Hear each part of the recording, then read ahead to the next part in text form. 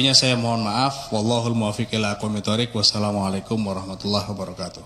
Waalaikumsalam warahmatullahi wabarakatuh. Prof. Darmadi, silakan andalan kita.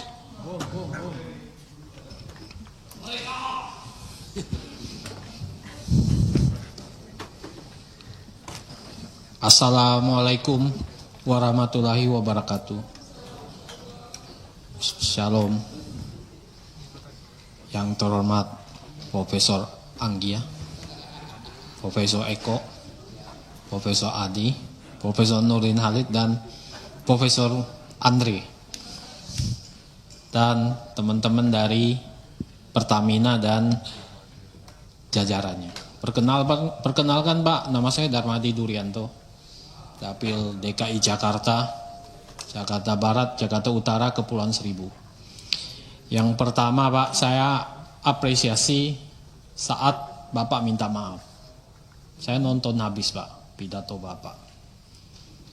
Kemudian Bapak di situ ngomong soal pembenahan.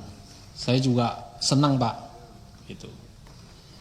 Saya nggak masuk detail hari ini karena sudah banyak tadi kapoksi saya, bos saya itu, Pak Mufti Anam, sudah nyampaikan detail habis. Tapi sebetulnya ke depan ini, yang saya tunggu-tunggu ini, yang Bapak harus jelaskan, itu pembenahannya seperti apa? Kayaknya ini kan sudah menggetarkan tadi, kasus Pertamina ini.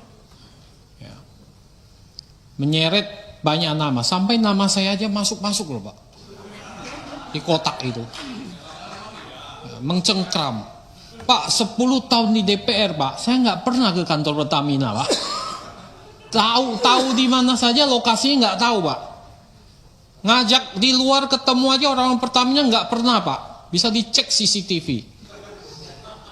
Nggak pernah Pak. Yang saya tahu cuma Tio ini, Tio. Pak Tio.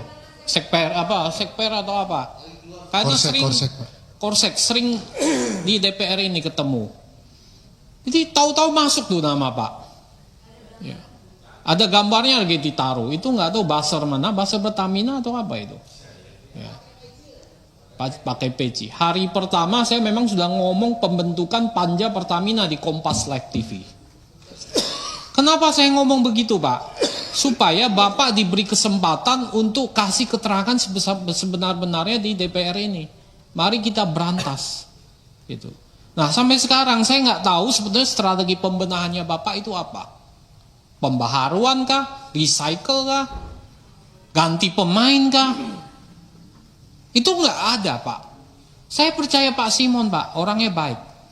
Simon tuh artinya suka mendengarkan. Ya, betul kan? Aloysius itu orang yang suka peduli dan kasih sayang. Simon Aloysius jelas. Pendengar yang penuh kasih sayang. Jadi orangnya, saya yakin dari nurani dan naluri saya bahwa Bapak ini orang benar. Gitu. Tapi yang saya tunggu ini sekarang langkah pembenahan. Saya nggak bisa nyalain Bapak. Karena Bapak baru masuk jadi dirut. Tapi gebrakan Bapak ini ditunggu Pak. Saya waktu pertama saya udah ngomong, Bapak masuk sarang mafia. Dulu setiap kali RDP Laker selalu saya serang tuh Riva soal mafia gas. Saya pertanyakan itu Pak, di dalamnya mafia gas. Ini dapat Ega ini. Ini penguasa gas. LPG 3 kilo. Khusus itu. Nah, saya selalu kritik Pak Riva. Maka hari pertama saya udah ngomong, Pak, ini ruwet nih Pertamina. Betul ruwet ini. Banyak mafianya di dalam. Betul banyak mafianya di dalam. Dan akhirnya terbongkar kan sekarang. Pak.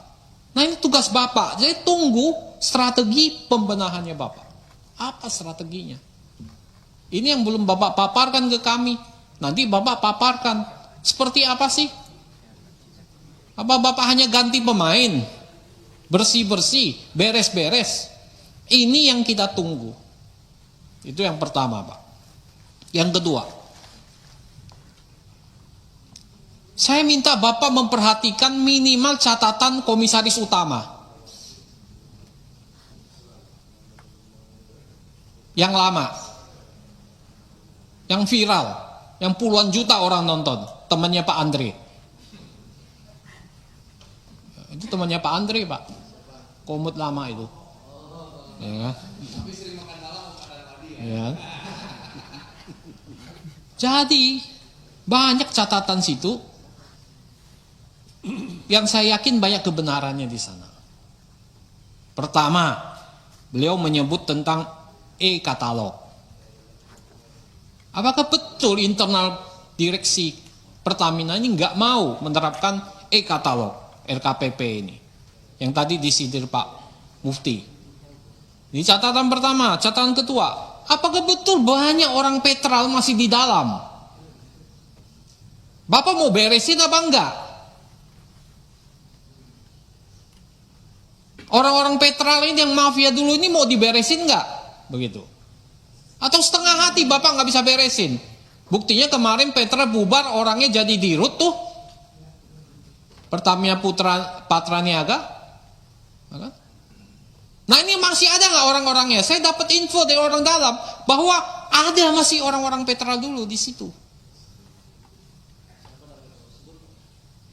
Masih mau nggak Bapak beresin itu? Saya yakin Pak, ini sebetulnya nggak berhenti di sini. Dugaan saya di atasnya masih ada. Dugaan saya nih, saya udah nangkep tuh. Ya, di atasnya masih ada itu. Oh, sekpernya udah. Nah, ini saya minta. Bapak ini sekarang orang tertinggi di Pertamina. Saya yakin dengan sepenuh hati Bapak bisa beresin. Lulusan Taruna Nusantara. Tegas, tapi peduli dan kasih sayang. Pendengar yang baik, Simon. Aloysius, peduli dan kasih sayang. Ya. Wajah Bapak tuh memancarkan banyak kasih sayang, Pak. Saya senang dengan wajah Bapak. Jadi itu. Yang ketiga yang disebut pengadaan aditif, di situ juga ada mafia. Betul nggak ini? Melibatkan orang BPK. Ini kan cerita-cerita dari Komut temannya Andre ini, yang harus Bapak klarifikasi ke dalam. Nah itu catatan Pak BTP yang sudah viral kemana-mana.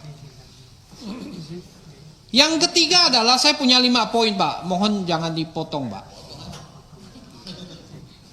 Soal tuntutan monopoli oleh KPPU, nanti Bapak jawab.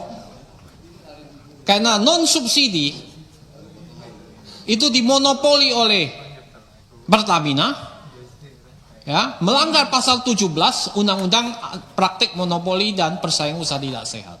Ini lagi jalan nih selidik. Apakah betul Pak? Bapak jual dengan margin super normal profit, excessive profit 10 kali lipat. Non subsidi. Nanti Bapak jelaskan, itu menjadi isu. Yang keempat Pak, ada aspirasi dari konstituen yang melakukan pelaku industri. Yang merupakan pelaku industri Pak. Ini udah sering juga saya lakukan, ya, bahwa kemarin harga gas industri itu kan naik Pak, dari 6,5 menjadi 7 US dollar. Ya. Tetapi itu Januari sampai Maret ini kuotanya hanya 40-50% kan Pak, selebihnya dikenain surcharge. Berapa Pak? PGN itu 16,77 US Pak. Ini sangat memberatkan pelaku industri Pak. Nah, ada aspirasi dari mereka agar industri ini nggak mati. Industri ini kan setengah mati sekarang ini, Pak. Ditambah lagi beban kayak gini, tambah habis Pak. Nah, kenapa bisa begitu Pak? Padahal supply Bapak, stok Bapak mungkin banyak. Ya. Kuotanya hanya 50% yang HGBT itu Pak. Di atas itu kena surcharge 16,77. Benar nggak Pak? Benar nggak Pak? PGN. Ya nggak apa-apa, saya sampaikan di rootnya. Biar tahu gitu. Saya yakin benar Pak, dari industri Pak yang ngomong ditagih udah 16,77 Pak. Tagihannya ada Pak. Wah ini mau apa ini? Nah ini saya minta dijawab dan investigasi Pak. Ya. Yang kelima, keuangan. Ini pendapatannya memang stagnan Pak, betul ya Pak ya? Tapi bagaimana dengan labanya Pak? Saya lihat, saya hanya dapat data dari media sampai Oktober 2024. Itu labanya 42,35 triliun. Dari media. Laba 2023 Bapak sekitar 76 triliun. Kelihatan labanya nggak sampai seperti tahun lalu. Nah ini mohon Bapak jelaskan Pak. Dan saya lihat ada penarikan utang selama 2023 karena saya nggak pegang data 2024. Ya, ada kenaikan sekitar 15 triliun utang jangka pendek. Untuk apa sih Pak? Bapak nambah utang jangka pendek? Di satu sisi kas Bapak itu 300 triliun, Pak. Kas on hand Bapak 300 triliun. Tapi kenapa ada terjadi lonjakan hutang jangka pendek? Mohon nanti Pak Simon jelaskan untuk apa ini, ya. Nah itu saya pikir yang kelima, ya. Oh ya cukup, terima kasih Bu Pimpinan. Sesuai janji, saya suka sekali karena menepati janji. Tunggu tanggal mainnya.